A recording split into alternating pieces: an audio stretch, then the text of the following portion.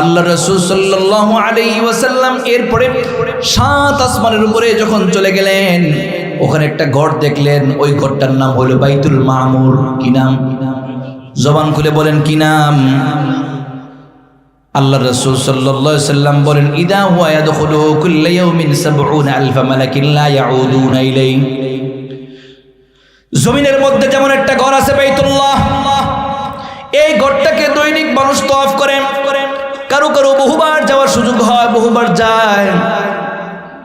কিন্তু ওই যে এই বরাবর একটা ঘর আছে, নাম হইল বাইতুল মামুর, যেটা সেই 7 আসমানের উপরে। ওই ঘরটাতে দৈনিক ৭০,০০০ ফেরেশতা তওয়াফ করে। আল্লাহ রাসূল সাল্লাল্লাহু আলাইহি ওয়াসাল্লাম বলেন, ইদা হুয়া ইয়াদখুলু কুল্লা ইয়াউমিন ৭০,০০০ মালাকিন লা ইয়াউদুনা ইলাইহি। ওই ঘরের মধ্যে এমন ঘর আল্লাহ বানাইছেন, ওই যে বাইতুল মামুর, এই ঘরকে দৈনিক ৭০,০০০ ফেরেশতা তওয়াফ করে। আর সেই পৃথিবীর শুরু থেকে নিয়ে এখন পর্যন্ত তওয়াফ চলতেছে, কিয়ামত পর্যন্ত তওয়াফ চলবে। আল্লাহর রাসূল সাল্লাল্লাহু আলাইহি ওয়াসাল্লাম বলেন, সেই যে এই যে ঘর পৃথিবীর শুরু থেকে নিয়ে তওয়াফ চলতেছে, এখানের অবস্থা কেমন? এখানে দৈনিক ৭০,০০০ ফেরেশতা তওয়াফ করে। যাদের একবার তওয়াফ করার সুযোগ হয়েছে, কিয়ামত পর্যন্ত ওদের আর দ্বিতীয়বার তওয়াফ করার কোনো সিরিয়াল আসবে না। তার মানে কত ফেরেশতা আল্লাহ বানাইছেন একবার কল্পনা করেন তো। আল্লাহ রাসূল সাল্লাল্লাহু আলাইহি ওয়াসাল্লাম বলেন, তিনি যখন মেরাজে গেছেন, বহু ফেরেশতাকে দেখছেন রুকু অবস্থায় আল্লাহর তাসবিহ পড়তেছে। বহু ফেরেশতাকে দেখছেন সিজদা অবস্থায় তাসবিহ পড়তেছে, কাউকে দাঁড়ায় দাঁড়ায় তাসবিহ পড়তে দেখছেন। দোস্তরে, শুধু ফেরেশতারা না, পৃথিবীর সব কিছু আল্লাহ পাকের তাসবিহ পড়ে, কিন্তু আমাদের বুঝে আসে না।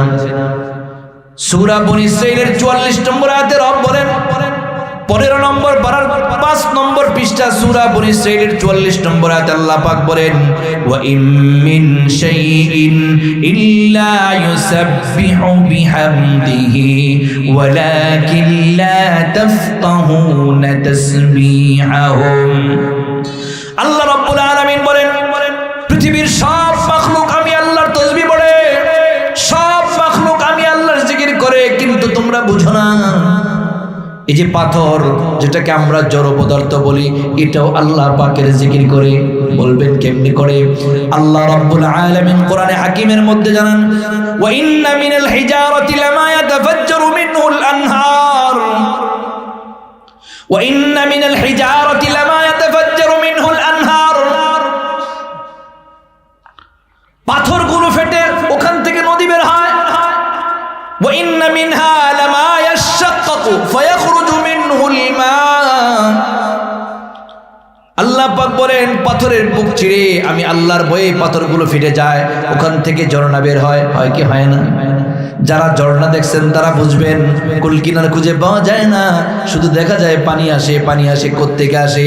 আমার আল্লাহ বলে দেন, ওয়া ইন্না মিনহা লামা ইয়াশাক্কাকু ফায়াখরুজু মিনহুল মা। ওই যে পাথরগুলো আমি আল্লাহর ভয়ে বুক চিরে সেখান থেকে পানি বের করে দেয়। ওয়া ইন্না মিনহা লামা ইয়াহবিতু মিন খাশিয়াতিল্লাহ। কখনো কখনো দেখবেন পাহাড় থেকে গড়ে গড়ে গড়া গড়া পাথর পড়ে যায়। কেন পড়ে যায়? আল্লাহ পাক বলেন, ওয়া ইন্না মিনহা লামা ইয়াহবিতু মিন খাশিয়াতিল্লাহ। ওই পাথরগুলো আমি আল্লাহর ভয়ে গড়ায়া গড়ায়া পাহাড় থেকে নিচে পড়ে যায়। কিন্তু আমরা কেমন? আমাদেরকে আল্লাহ চোখ দিলেন, আমাদেরকে আল্লাহ হাত দিলেন, পা দিলেন, কান দিলেন, সমস্ত নিয়ামত দিলেন।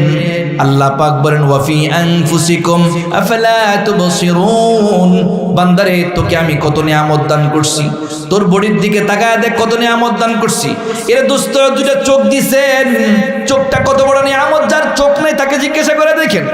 আপনাকে দুটো চোখ দিছেন, এই দুটো চোখ দিয়া দুনিয়ার সব জিনিসের পার্থক্য করতে পারেন। কোনটা মানুষ, কোনটা জানোয়ার, কোনটা কুকুর, কোনটা বিড়াল, কোনটা গাছ, কোনটা ফল, ফলের মধ্যে পার্থক্য করেন। কোনটা কাঁঠাল, কোনটা আম, কোনটা জাম, কোনটা আপেল, কোনটা পেয়ারা, সব পার্থক্য করে দিচ্ছে আপনাকে আল্লাহ পাকের দেওয়া এই দুইটা নিয়ামত। চোখ, ঠিক না?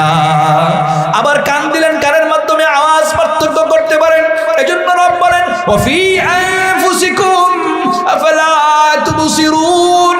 বান্দারে, তোকে আমি আল্লাহ কত নিয়ামত দান করছি, তোর বডির দিকে তাকায় দেখ, তাহলে তোর বুঝে আসবে আমাদেরকে এত নিয়ামত আল্লাহ দান করলেন, কিন্তু এরপরেও দেখা যায় আমরা ঠিক মতো আল্লাহর হুকুম পালন করি না, আল্লাহর নাফরমানি করি। কথা ঠিক কিনা? এজন্য রব বলেন ইন্নাল ইনসানা লিরাব্বিহি লাকানুদ, ইন্নাল ইনসানা লিরাব্বিহি লাকানুদ।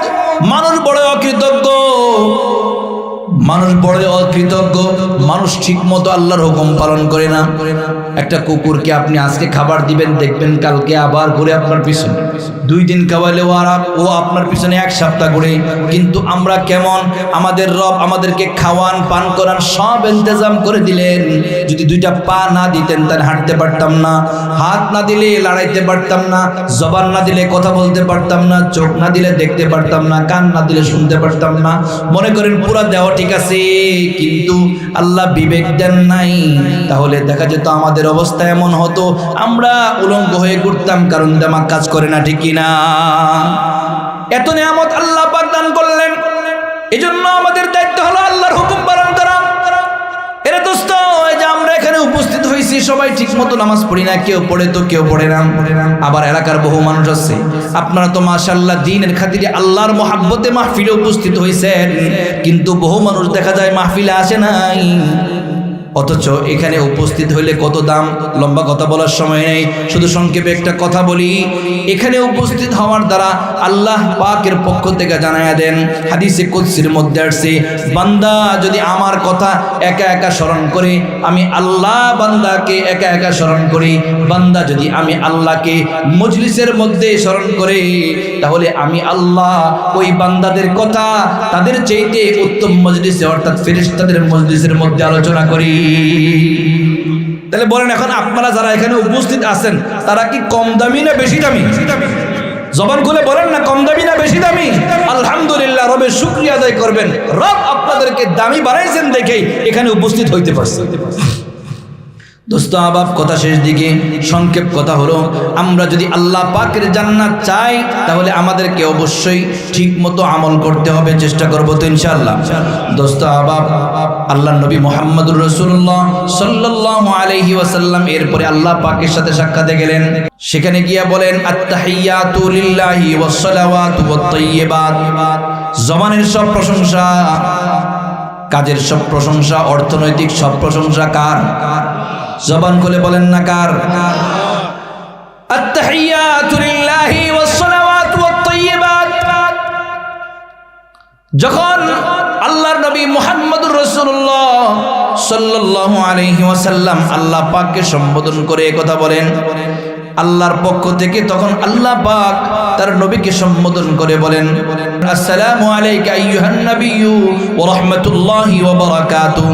যখন আল্লাহর পক্ষ থেকে তার নবীকে শান্তির বার্তা শোনান, রহমতের কথা বলেন, দেখেন আপনার আমার নবী কেমন, আপনাকে আমাকে কত মহাব্বত করেন, কত ভালোবাসেন।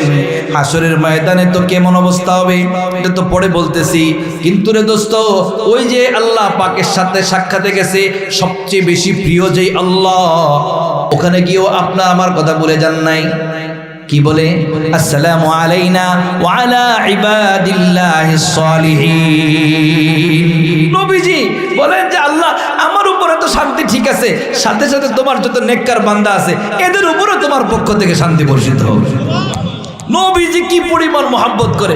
মুসলিম শরীফের মধ্যে আসছে, আল্লাহ রাসূল বলেন, লিকুল্লি নাবিয়্যিন দাওয়াতুন মুস্তাজাবা দাআ বিহা ফি উম্মতিহি ওয়া ইন্নী ইখতাবাতু দাওয়াতি শাফাআতান লি উম্মতি ইয়াউমাল কিয়ামাহ।